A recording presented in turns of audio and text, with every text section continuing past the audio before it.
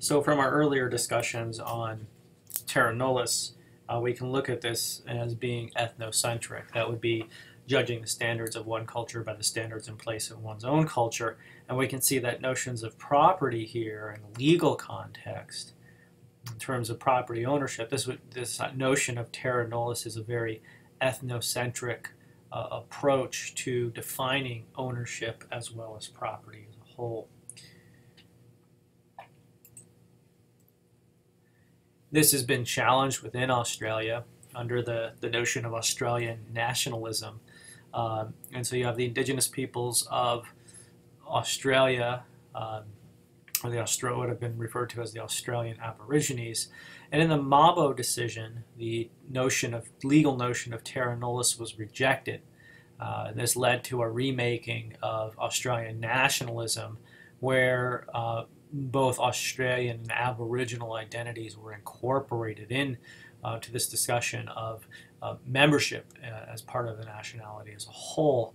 And we see the land claims for Aboriginals are still being complicated yet unresolved due to eligibility laws that require that populations demonstrate a historical connection of the group to the land itself. And this can be very much, of course, complicated where you have essentially a taking away of the land for long periods of time, movement into more urban areas, and then trying to go back and make the claim of populations of families that have potentially been removed for several generations from ancestral homelands. The notion of nationalism here ties into a larger discussion about naturalizing discourses. And naturalizing discourses would be the deliberate representation of particular identities, such as caste, class, race, ethnicity, and nation, as if they were the result of biology or nature, rather than history or culture, making them appear eternal and unchanging over time. And we, of course, see this not only in the context of Australian nationalism, but we also see this in the context of Sensio's work looking at Puerto Rican youth and their conceptualizations of how men should act and how women should act, and how they're classified by the same type of sexual behaviors. Williams notes that persuasive power is achieved by imaginary reproductions or conflation of particular identities, and notes that shared identity is connected to this idea of shared bodily substance and a sense of related culture. And so the shared body substance could be, we are members of this particular nationality, ethnicity, so therefore we have the same blood. More recently, we see conceptualizations along genetic explanations for this as well. Karst talks about this in terms of the shared hearth. So eating from the same hearth would indicate that individuals were members of the same family, essentially, the same substance overall. There's also this notion of essentialized identities, and these have been used sometimes very politically for a number of purposes, both by indigenous peoples themselves as well as those who are claiming to represent indigenous peoples or their interests overall. And the notion of essentializing identities is presenting group definition as descriptive of their essence, their distinctive spirituality.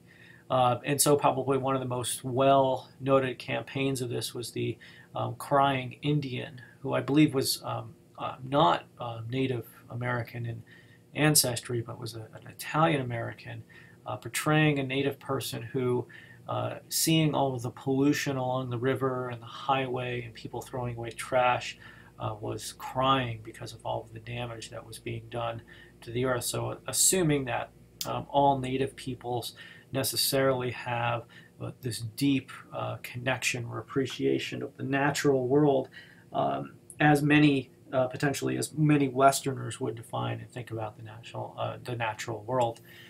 So within a legal context as well as a political context, you see the notion of strategic essentialism.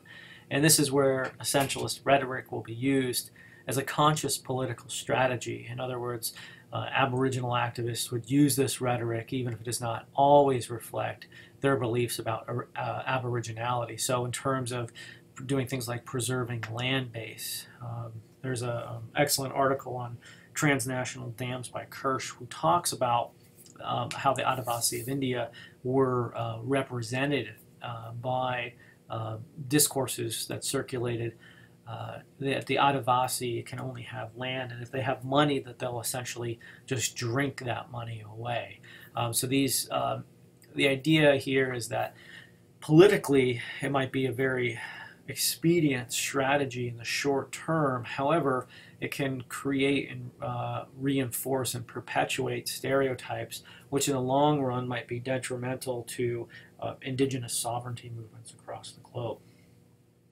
Now, at its extreme here, we see nationalism can lead to violent conflict and violent extremism in a variety of contexts. Probably the most well-known of this, we talked a little bit about this earlier, the notion of eugenics and race science and biological anthropology supporting the notion of the supposed inherent superiority of one race over another. And these the eugenicists in both the U.S. and Europe, these ideas were picked up, and one of the results of this was the Holocaust as probably the most cited example. And we see here, of course, a deliberate attempt to so-called clean the population, to have it be supposedly racially superior population through cleansing. Some of the different forms of this would be ethnic cleansing, where you see selective killings or forced migration of a specific group of people. Ethnocide, with the destruction of a culture. Many scholars would point to the interactions between early United States and Native American peoples, particularly the targeting of large mammals, particularly buffalo, terrestrial animals, in order to target those things like hunting from trains and whatnot from the railroads, in order to deliberately undercut the economic and indeed spiritual, symbolic importance in the culture as a whole. We also see attempts at genocide, which would be the extermination of an entire people. And unfortunately, we will talk a little bit about these in this class as we go on in terms of war and violent conflict, as well as terrorism later in the semester. And again, much of what we talked about in not only this lecture, but the lectures on social complexity, economic anthropology, and political anthropology, as well as cultural relativism and ethnocentrism, these ideas will continue to come up through the course of the semester.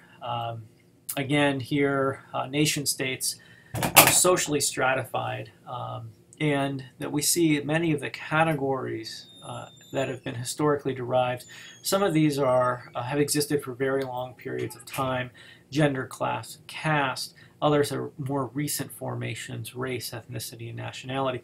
But as social constructs, these change over time, and they can be challenged by multiple individuals. And we'll see how these discourses about, and particularly naturalizing discourses about and essentializing identities, how this plays out in many of the political and economic debates that help to frame exactly how global problems are defined, and hence the solution to these global problems as a whole.